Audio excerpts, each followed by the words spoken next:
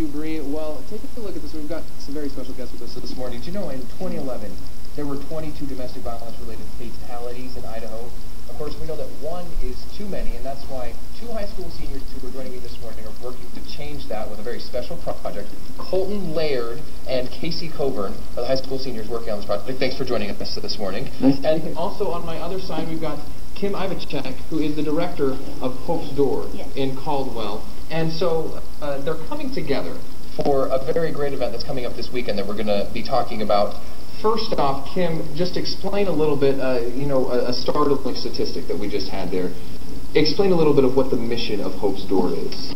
We have a 90-day shelter for victims of domestic violence, women and children, and we are all about putting an end to domestic violence in the lives of men, women, and children in the Treasure Valley. Okay, Hope's Door is teaming up now with the two of you, and both high school seniors at Skyview. Yep. Correct. So first off, tell us, Colton, what's going to be happening this weekend? A walk through Hope's Door this Saturday. So what is it all about? What's this event going to be? It's going to be a easy 4K walkathon at Lakeview Park, 9 a.m. And we're going to have live music, and we're going to have vendors, and we're going to have face painting, and just lots of cool things going on after the walk, during the walk, before the walk.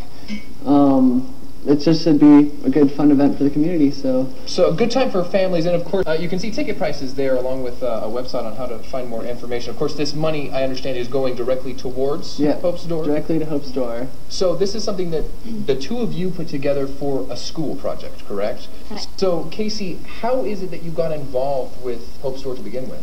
I've done some service for them beforehand, and then when we thought of them just for our senior project. And so this is something that's required for everyone in the high school, so we right? have to do a project that benefits the community, so we just wanted to help them out. So did you guys come up with the actual walkathon, or Kim, did you suggest that, or were they kind of spearheading it all by themselves? Oh, no, this was all their baby. And so we had done a dress drive prior to that, and they were able to get us 160 dresses donated. Good job, guys. So, yeah, so this was all their doing.